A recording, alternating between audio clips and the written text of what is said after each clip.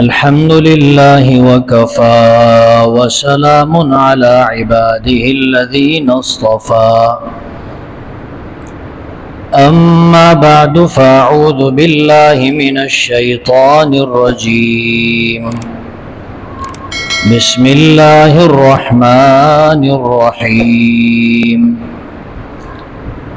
إن الله يأمركم أن تؤدوا الأمانات إلى أهلها وقال رسول الله صلى الله عليه وسلم لا إيمان لمن لا أمانة له ولا دين لمن لا عهد له او کما قال رسول اللہ صلی اللہ علیہ وسلم۔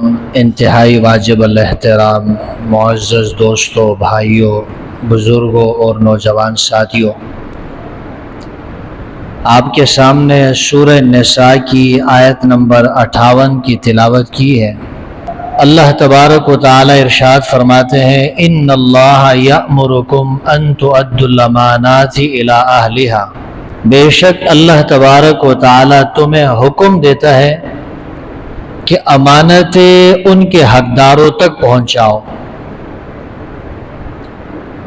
ایک مقام پر اللہ تبارک و تعالی نے ایمان والوں کی صفات بیان فرمائی ہے، تو فرمایا کہ والذین هم لاماناتهم وعہدهم راعون، والذین هم لاماناتهم وعہدهم راعون، ایمان والے وہ لوگ ہیں کہ ان کے پاس امانتیں رکھوائی جائے تو ان امانتوں کی رعایت کرتے ہیں، اس میں خیانت نہیں کرتے،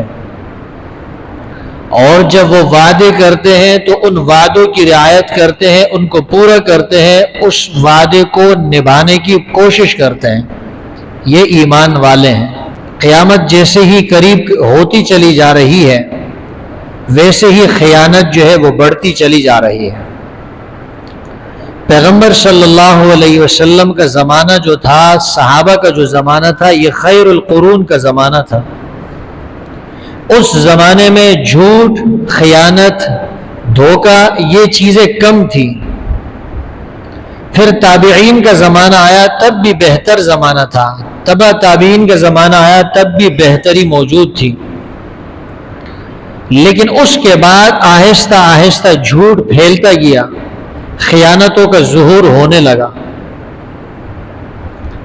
یہ بات سمجھ لے کہ خیانت صرف یہ نہیں کہ ایک آدمی کے پاس آپ کوئی پیسے رکھواتے ہیں یا کوئی چیز رکھواتے ہیں اور وہ اس کو ضائع کرے، یہ اس کو خیانت کہا جائے۔ صرف یہ خیانت نہیں، یہ بھی خیانت ہے، لیکن اس کے ساتھ ساتھ اگر کسی آدمی کے پاس کسی کا کوئی راز ہے اور وہ اس راز کو افشا کرے تو یہ بھی خیانت ہے۔ اگر کسی آدمی کے پاس کوئی عہدہ موجود ہے اور وہ اس عہدے کا خیال نہیں کرتا، اپنی ذمہ داریاں پوری نہیں کرتا، تو فرمایا کہ یہ بھی کیا ہے؟ خیانت ہے۔ ایک آدمی کے پاس بڑا عہدہ ہے، وزارت عظمی ہے، ایک آدمی کے پاس صدارت ہے، ایک آدمی جو ہے بڑے عہدے پر فائز ہے، اگر وہ اپنے عہدے کا خیال نہیں کرتا، اپنے فرائض کو صحیح طریقے سے ادا نہیں کرتا ہے تو یہ بھی خیانت ہے۔ ایک آدمی کے پاس چھوٹا عہدہ ہے، کسی معمولی سے عہدے پر ہے، چوکیدار ہے، یا کسی مثال کے طور پر مسجد کا امام ہے، یا کسی ادارے کا سربراہ ہے، یا کسی جگہ کے مینیجر ہے، کسی ادارے کا، کسی کمپنی کا، یا اے سی ہے، ڈی سی ہے، جس عہدے پر بھی قائم ہے، فائز ہے، اگر وہ اپنی ذمہ داریاں پوری نہیں کرتا ہے، صحیح طریقے سے ادا نہیں کرتا، تو فرمایا کہ یہ بھی خیانت ہے۔ قرآن کریم میں یہ جو اللہ تعالیٰ فرماتے ہیں ویل للمطففین، ہلاکت ہے کمی کرنے والوں کے لیے۔ کمی کرنے والے کون لوگ ہیں؟ کہ جب یہ دوسروں کو کوئی چیز ناپ تول کر کے دیتے ہیں تو اس کے اندر کمی کرتے ہیں، اور جب دوسرے سے وصول کرتے ہیں تو پوری چیز وصول کرتے ہیں، اس میں کمی کو برداشت نہیں کرتے۔ اللہ نے فرمایا ایسے لوگوں کے لیے ہلاکت ہے۔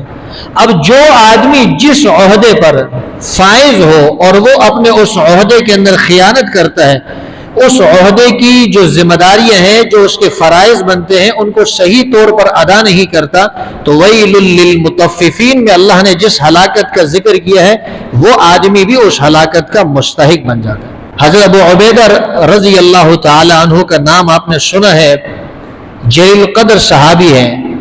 اللہ کے رسول نے فرمایا امین ھذہ الامہ، میری امت کے امانت داروں میں سب سے بہترین امین وہ ابو عبیدہ ابن الجراح رضی اللہ تعالی عنہ ہے۔ ایک مرتبہ حضرت عمر رضی اللہ تعالی عنہ نے اپنے دور خلافت کے اندر، اپنے خلافت کے زمانے میں ان کو کسی عہدے پر مقرر کیا، اور وہ عہدہ یہ تھا کہ آپ نے اس مال کی نگرانی کرنی ہے، بیت المال کی آپ نے حفاظت کرنی ہے، اس کی نگرانی کرنی ہے۔ تو حضرت عمر رضی اللہ تعالیٰ عنہ نے جب اپنے خلافت کے زمانے میں ابو عبیدہ رضی اللہ تعالیٰ عنہ کو بیت المال پر نگران مقرر کیا تو ان کی جانچ پڑتال کے لیے کسی دوسرے آدمی کو بھیجا کہ ابو عبیدہ رضی اللہ تعالیٰ عنہ کے حالات ذرا دیکھ لے۔ وہ آدمی جب ابو عبیدہ ابن الجراح رضی اللہ تعالیٰ عنہ کے گھر آیا، دیکھا کہ گھر میں نہ بستر ہے، نہ برتن ہے، نہ فرش ہے، کوئی چیز موجود نہیں۔ یعنی ایک آدمی جو ہے اس کی نگہبانی اور نگرانی کس پر ہے؟ بیت المال کے اوپر ہے۔ وہ جتنا چاہے اس میں سے اٹھا لے، جتنا چاہے خرچ کر لے، اس کے لیے کیا مشکل ہے؟ لیکن اس کے باوجود ابو عبیدہ رضی اللہ تعالی عنہ کے گھر میں نہ برتن نظر آیا، نہ بستر نظر آیا، نہ کوئی اور چیز نظر آئی۔ تو عدل اسی کا نام ہے، امانت داری اسی کا نام ہے۔ یہ عدل اور امانت داری جب موجود ہو تو پھر آسمان اور زمین کا یہ نظام یہ پھر صحیح چلتا ہے، پھر آسمان اور زمین جو ہے یہ قائم رہتے ہیں، ان کا نظام بالکل درستگی کے ساتھ چلتا ہے۔ سن 8 ہجری کی بات ہے جب مکہ فتح ہوا، تو فتح مکہ کے موقع پر رسول اللہ صلی اللہ علیہ وسلم نے حضرت عثمان ابن طلحہ رضی اللہ تعالیٰ عنہ سے فرمایا، بیت اللہ کی جو دروازے کی جو چابیاں تھی وہ حضرت عثمان کے پاس تھی۔ اللہ کے رسول نے فرمایا چابیاں مجھے دو، میں نے دروازہ کھولنا ہے۔ انہوں نے انکار کر دیا چابی دینے سے، بنو شیبہ سے ان کا تعلق تھا۔ جب انکار کیا تو حضرت علی رضی اللہ تعالیٰ عنہ نے بزور بازو، طاقت کے زور پر ان کے ہاتھ سے چابیاں لی اور اللہ کے رسول کو جو ہے چابیاں دے دی۔ اللہ کے رسول نے بیت اللہ کا دروازہ کھولا، اندر داخل ہو گئے۔ تو اللہ تعالیٰ نے یہ آیت نازل فرمائی، سورہ نساء کی آیت نمبر 58، ان اللہ یأمرکم، بے شک اللہ تمہیں حکم دیتا ہے، ان تؤدوا الامانات الی اہلھا، کہ جو امانتیں ہیں وہ ان کے حقداروں کے سپرد کر دو۔ جب یہ آیت نازل ہوئی رسول اللہ صلی اللہ علیہ وسلم نے چابیاں حضرت علی کو دی اور فرمایا کہ حضرت عثمان کے حوالے کر دو یہ چابیاں اور ان سے معذرت بھی کرنا۔ حضرت علی ان کے پاس گئے، حضرت عثمان کے پاس چابیاں ان کے حوالے کی اور ان سے معذرت بھی کی۔ تو حضرت عثمان نے پوچھا کہ کیا وجہ تھی کہ آپ نے پہلے میرے ہاتھ سے چابیاں چھین لی، زبردستی لے لی، بزور بازو مجھ سے چابیاں لے لی، اور اب آپ نے چابیاں میرے واپس بھی کر دی، میرے حوالے بھی کر دی اور معذرت بھی کی ہے۔ تو حضرت علی نے فرمایا آپ اس کے حقدار ہیں، یہ چابیاں آپ کے پاس تھی، لہٰذا یہ آپ ہی کے پاس رہے گی۔ حضرت عثمان نے جب اس بات کو سنا، اس عمل کو دیکھا، وہ اسلام قبول کیے بغیر نہ رہ سکے اور مسلمان ہو گئے۔ یہی اخلاق ہے جو کافروں کو متاثر کر سکتا ہے۔ اگر یہ اخلاق ہمارے اندر موجود ہوگا، یہ کردار ہمارا اچھا ہوگا، ہمارے اندر اچھا کردار موجود ہوگا تو ہم دوسروں کو متاثر کر سکیں گے۔ حضرت عمر رضی اللہ تعالیٰ عنہ کی لڑائی ہو گئی، اختلاف ہو گیا کسی بات پر ایک یہودی کے ساتھ، اور یہ معاملہ عدالت کے اندر چلا گیا۔ عدالت کے اندر جو جج تھے، جو قاضی تھے، جس نے فیصلہ کرنا تھا، وہ قاضی شریح تھے رحمہ اللہ۔ حضرت عمر رضی اللہ تعالیٰ عنہ بھی عدالت میں گئے اور وہ یہودی بھی جو ہے عدالت میں گیا، قاضی شریح کے سامنے حاضری دی۔ قاضی شریح نے دیکھا امیر المؤمنین حضرت عمر رضی اللہ تعالیٰ عنہ تشریف لائے ہیں، پوچھے کیسے آئے ہیں؟ حضرت عمر نے بتایا کہ ہمارے درمیان کوئی اختلاف ہے، کوئی مقدمہ ہے، وہ آپ کے پاس لے کر آئے ہیں۔ تو قاضی شریح نے کہا کہ اس کے برابر میں بیٹھ جائیے۔ اگر ہم ہوتے، ہمارے سامنے کوئی ایسی ڈی سی، کوئی وزیر اعلیٰ، کوئی گورنر، کوئی وزیر اعظم، صدر، وہ ہمارے پاس آتا اور ہم ایسے کسی عہدے پر ہوتے، قضا کے عہدے پر ہوتے، کسی جج کی کرسی پر ہم بیٹھے ہوتے، ہم سب سے پہلے کھڑے ہو جاتے، ان کے لیے جو ہے کرسی الگ لگواتے، ان کو اعزاز اکرام جو ہے اس سے نوازتے۔ لیکن قاضی شریح نے کیا فرمایا کہ اب یہ عدالت ہے، عدالت کے اندر تم دونوں اپنا مسئلہ لے کر آئے ہو، لہٰذا دونوں کے ساتھ برابری کا سلوک ہوگا. جہاں وہ یہودی بیٹھے گا اس کے برابر میں امیر المؤمنین خلیفۃ المسلمین حضرت عمر نے بھی بیٹھنا ہوگا، وہیں پر بیٹھ گئے. یہ ہے امانت داری، یہ ہے دیانت داری، اور یہ ہے عدل. یہ عدل اور یہ دیانت داری اگر موجود ہو تو یہ دنیا کا نظام بھی صحیح چلے. کئی مرتبہ ایسا ہوا ہے کہ جب دو آدمیوں کے درمیان اختلاف ہوا ہے اور ان میں سے ایک آدمی جو ہے ایک کا رشتہ دار ہے یا اس کی جماعت کا ہے، اس کی تنظیم کا ہے، دوسرا اس کی جماعت کا نہیں، اس کا رشتہ دار نہیں، تو پھر ان کے درمیان امتیازی سلوک کو روا رکھا گیا ہے. جو رشتہ دار ہے، جو تنظیم کا ہے، جو جماعت کا ہے، اس کے حق میں فیصلے سنا دیے گئے اگرچہ وہ ناحق ہیں. اور جو آدمی تنظیم سے، اس کی تنظیم سے تعلق نہیں، اس کی جماعت سے تعلق نہیں، اس کے قبیلے اور خاندان سے تعلق نہیں، اس کے ساتھ رشتہ داری موجود نہیں، چاہے وہ حق پر کیوں نہ ہو، اس کے خلاف فیصلے دیے گئے. یہ عدل نہیں ہے، یہ انصاف نہیں ہے، یہ امانت داری نہیں ہے. امانت کا تقاضا تو یہ ہے کہ جس کا حق بنتا ہے وہ حق اس کے حوالے کر دیا جائے. اور بدعہدی کیا ہے، امانت کے اندر خیانت کیا ہے کہ جس آدمی کا حق بنتا ہے اس آدمی کو اس کا حق نہ دیا جائے، یہ خیانت ہے. قرآن کی آیت میں نے آپ کے سامنے پڑھی ہے، اللہ تبارک و تعالی ارشاد فرماتے ہیں والذین هم لاماناتهم وعہدهم راعون. ایمان والے کامیاب ہو گئے. یہ ایمان والے کون لوگ ہیں؟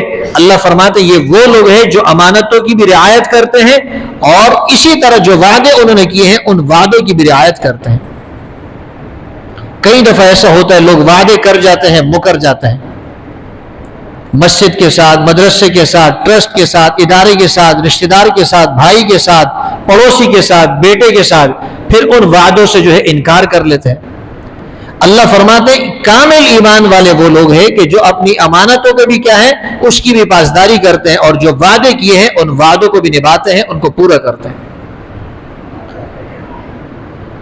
بخاری شریف کی روایت سے پتہ چلتا ہے اللہ کے رسول نے ارشاد فرمایا کہ جب امانتیں جو ہے وہ ضائع ہو جائیں گی تو پھر تم نے قیامت کا انتظار کرنا ہے. اللہ کے رسول نے کیا ارشاد فرمایا؟ جب امانتیں ضائع ہو جائے گی تو پھر قیامت کا انتظار کرنا ہے. تو صحابہ نے عرض کی اللہ کے رسول امانتیں کیسے ضائع ہوگی؟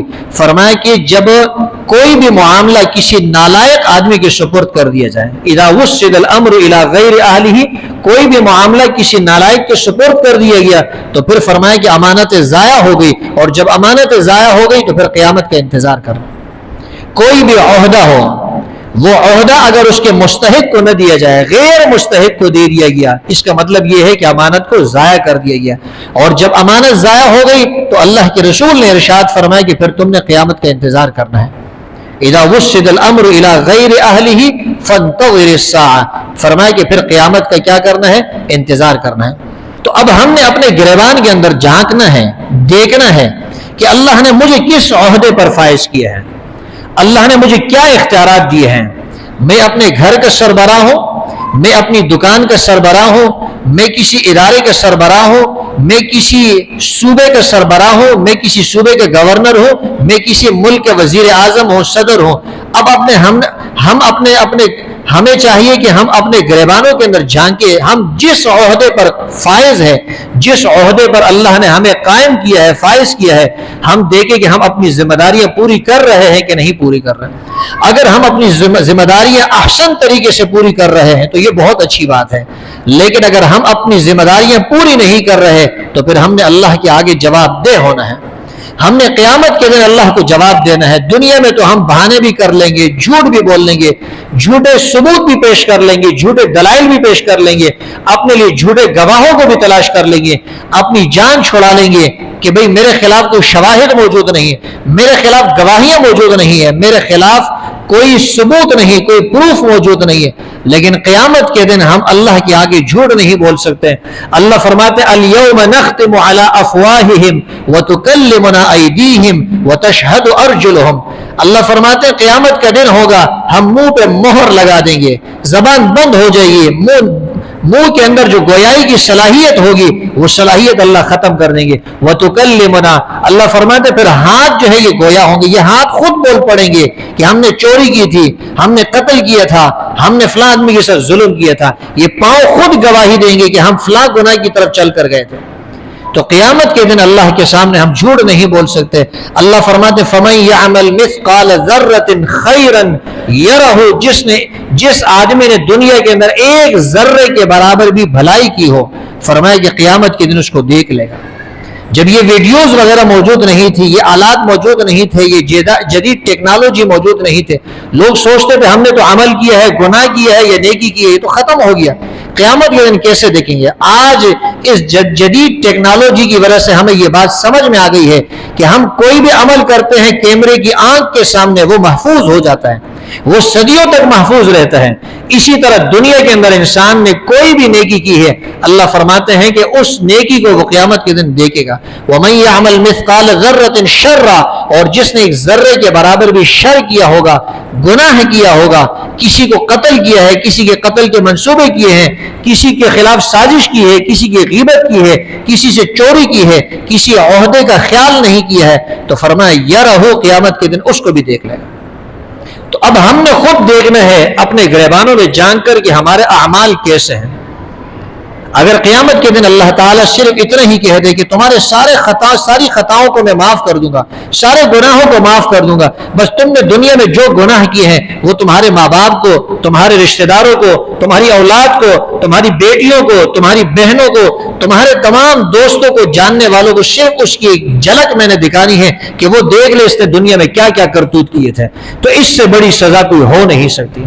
آپ نے دیکھا ہوگا مجرموں کو جب پکڑا جاتا ہے, پولیس گرفتار کرتی ہے, بہت سارے مجرم خود کہتے ہیں ہمیں ماسک دے دو چہرے پر لگا لے, ہمیں کوئی کپڑا دے دو ہم اپنے چہرے پر ڈال لیں تاکہ ہمارے رشتہ دار نہ دیکھے, ہمارے دوست نہ دیکھے, ہمارے عزیز نہ دیکھے, ہماری اولاد نہ دیکھے, ہمارے جاننے والے نہ دیکھے, کہیں ہماری رسوائی نہ ہو جائے.